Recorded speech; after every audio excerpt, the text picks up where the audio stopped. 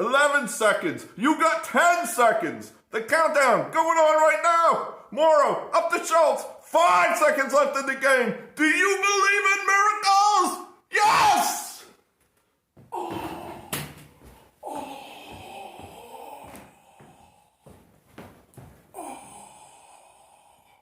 Yes, of course. That is Eric Arnold, the Big E's rendition of Al Michaels' iconic call of the United States defeating the Soviet Union in the semifinal round of the 1980 Winter Olympics. One of the most iconic, greatest moments in American sports history. 40 years ago today. And welcome.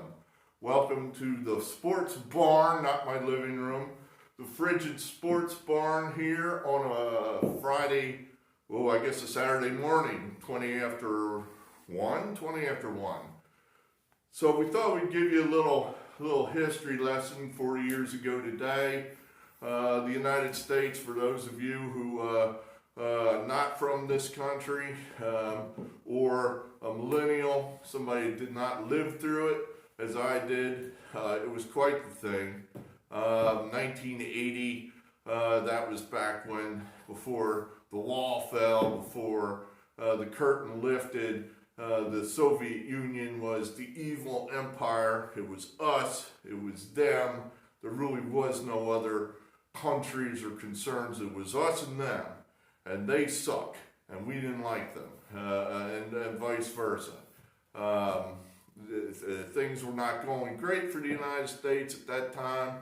The hostages had been seized by the Iranians, and our government stood mute, helpless, just stood there and took it while we had to watch it on the nightly news. Day whatever, day 10, day 20, day 100, day 200 of hostages held in Iran, and we all just took it. So it was kind of a frustrating time. But then here comes, the Winter Olympics, and America's never been particularly good at those. And we just have this hockey team that is just coming out of nowhere and just beating everybody. And anybody who knows anything about sports is hockey players generally come from Europe, Russia, Canada, not much the United States. And if they do come from the United States, they're in the NHL. And they couldn't play at that time. So any American player in the NHL, the Howes come to mind. I believe they were American, I think. I'm not sure. I think Mark Howe was an American. Well, he couldn't play. He was in the NHL. So, we had these college kids. And there's no way in the world they can hold up to these guys, the Soviets. They're the best team in the world. I mean, it's not even close. They probably would give, at that time, the best NHL team probably was right in between the end of the Montreal Canadian dynasty and the beginning of the New York Islander dynasty. So it was 6 of one, half dozen of another as to who the best team was. And the Soviets probably would have given either one of those two teams a game. That's how good they were.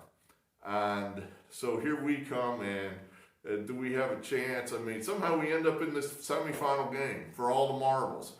Beat these guys, and then you got a real winnable game on Sunday to win it all, to win the gold medal. And it was like, oh my God, we've got a chance to beat these guys. And even though we kind of should have known, you got no shot here, everybody just kind of had a feeling that something was going to happen. I mean, it was... back in the day, they tape delayed these games. They weren't broadcast live. There was no internet. There was no instant information. So this game was played live at like 5 o'clock in the afternoon up in upstate New York.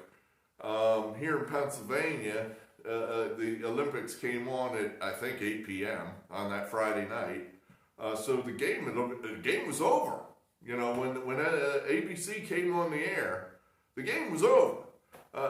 So Jim McKay, he's introducing the sporting event for the evening, and he's telling you, okay, now we're going to go to the semifinal game between the Soviet Union and the United States.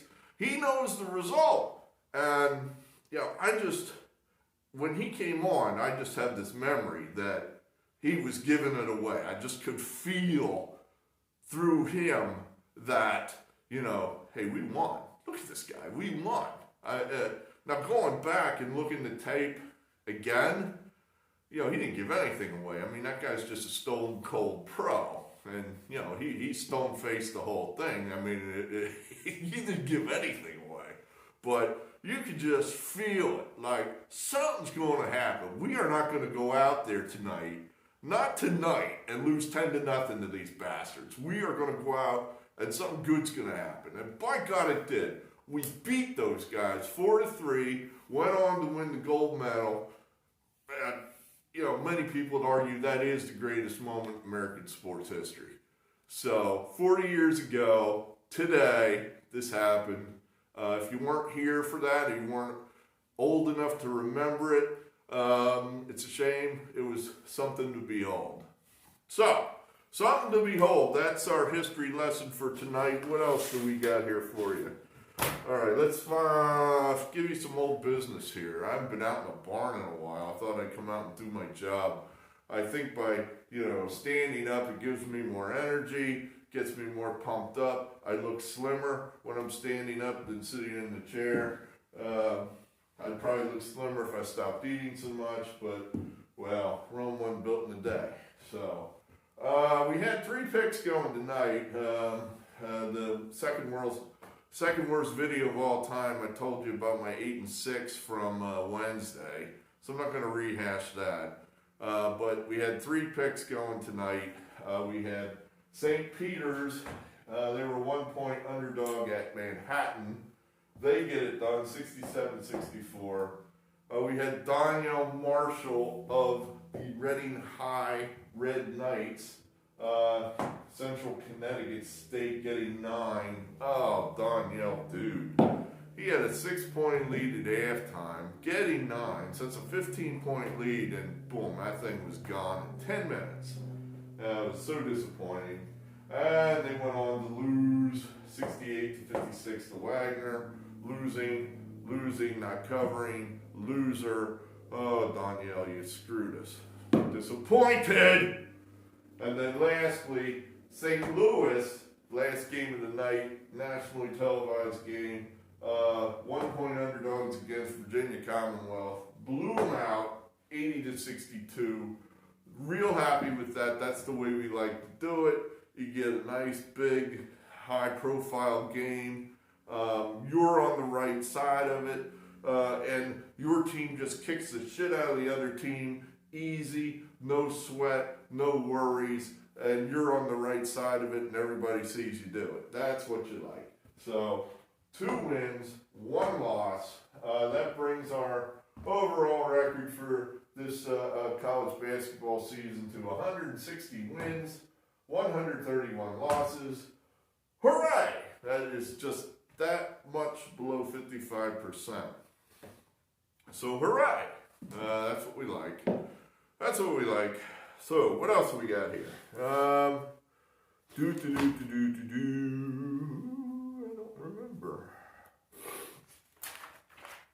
don't remember. I don't recall. I have no memory of anything at all. Here we are. I apologize to my friend over there at Capper Comparison Picks.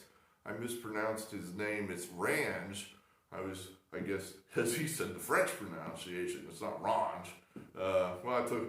Sorry. I took a swing at it and missed, much like many of my picks.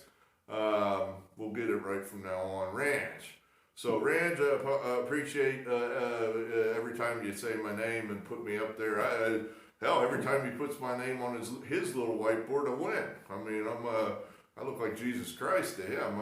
I think I'm like 3-0. Well, at least, maybe not. Those are the videos I watched. Perhaps the ones I suck, I missed those. So, what can you do? But bad news is we don't have 10,000 picks for you tomorrow. It just, the model's in flux at the moment. I'm just not comfortable just dumping out pick after pick after pick like we did here for the last couple of weeks, where I'm just kind of not feeling like I don't feel like we had the edge in so many of these games. I'm starting to doubt it. I'm starting to look at a little closer at some things. I think that the word is out on some of these angles we're playing, and the numbers are just seeming inflated. So we're maybe going to dial it back a little bit. We just ran out of time today. I mean, it just ran out of time. It happens. So we do have a handful of games for you for tomorrow, a handful, and then we'll do the best we can to try to get a couple up for you Sunday. We'll see if we can do it. Maybe just a handful, if for no other reason to give me an excuse to do a video. So what do we have here? So I spun more around. Oh, God, I hate doing this, but Virginia, they are a 3-point favorite at Pittsburgh. Virginia, they need this game. I mean, they absolutely need this game because they've got some tough games coming on the rest of the season. I think they've got Duke left. I think they've got somebody else tough in the ACC. You know, they don't get this game, they're in danger of missing the tournament altogether. That number's wrong. I just don't like that number. I mean, when I say it's wrong, that's the correct number. I just think it's too high. Obviously, we want Virginia, but that number makes me nervous. And Virginia has screwed me, and they've screwed me. And I've gotten away from them over the last 6 weeks, and my record's gotten good. But Virginia, I don't know. Let's put it this way. Tony Bennett is a better coach than Jeff Capel. No ifs, ands about it. So he should get this game. He should get this game. All one star. It probably went at 50-49. So, all right. This is another game I'm not happy with. These games, I'm not happy with these damn things. Tulane, they forever have been on my no-fly zone, but they got rid of Dunleavy as the coach. They got another guy in there. He's a little better. I think his name's Ron Hunter. He of the I fall off my chair when my son hits the game-winning shot. I think that was Georgia State he used to coach when that happened in the first round of the tournament. Look that up if you don't know what I'm talking about. Ron Hunter, fall off the chair. At any rate, Tulane, 11-15, 198. They're getting 7.5. That should be more. Again, this is why I'm not happy with my model. 7.5, not enough. That should be more against Central Florida. They're 14-11, 118. We're going to take Tulane. We're going to take them. A little nervous here.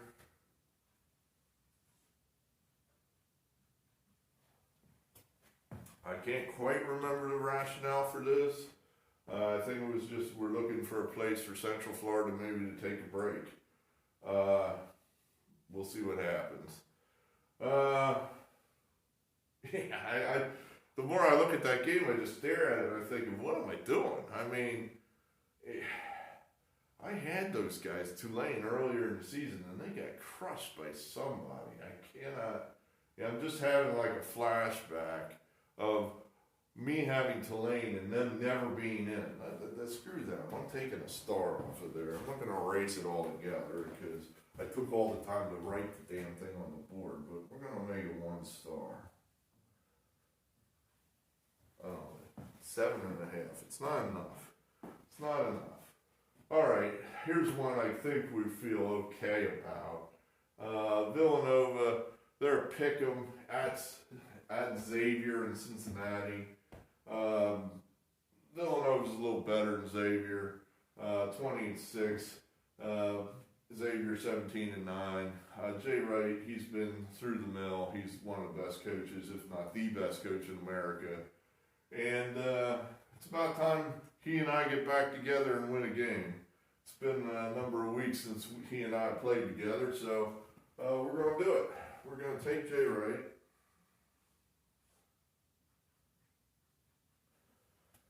generally does pretty well against Xavier.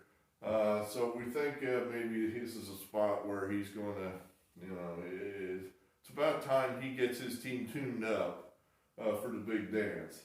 So we're hoping, he came off a real nice, easy win against DePaul, won by 20 in Chicago. So we're hoping that they keep that rolling, that they keep hitting their threes. They hit their threes, the team's unstoppable. So hit the threes, it'll be an easy win. All right, this next game, I think we like this one. This one feels okay to us. Hartford, they're 14-14. They're at Binghamton, 9-17. We had played against Binghamton earlier in the season. We played against them with Maine, and Maine beat them at Binghamton. Well, Maine's terrible. Hartford is a hell of a lot better than Maine is. So if Maine can go in there and get that done, we figure Hartford can. So we're going to take Hartford.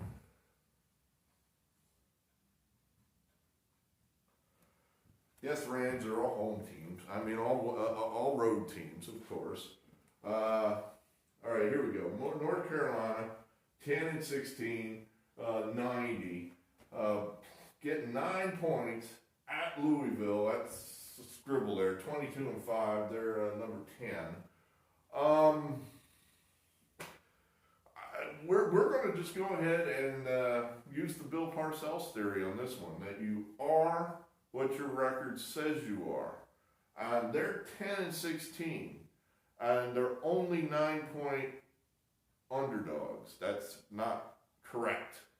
10-16, they should be 15, 14-point underdogs. So we are going to take Louisville. Louisville just blew out Syracuse. Syracuse is better than North Carolina. So we think Louisville is a superior team. They are one of the best teams in the country. I mean, nobody really talks about them. They have a fantastic coach. Mack, I think is his name. Chris Mack, I think. He is a fantastic coach. Right now, I think Roy Williams is just lost. He doesn't know what to do. I'm not sure he's mailing it in per se, but they're not very good. They just aren't very good. So we're taking Louisville and we're laying the 9.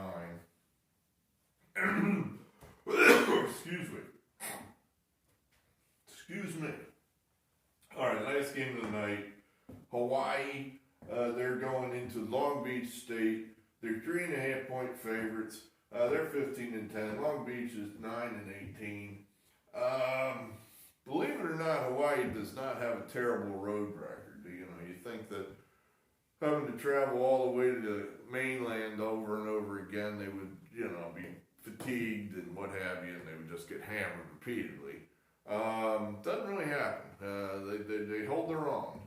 And they, believe it or not, seem to be better than Long Beach State. So we're going to go ahead and take a shot here with Hawaii. Going to take a shot with Hawaii.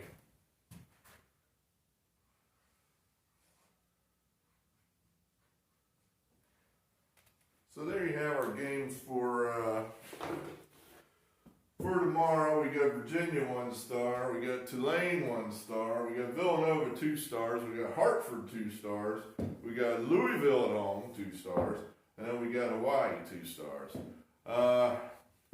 The big game of the day is on at noon Eastern time, and that's Kansas and Baylor.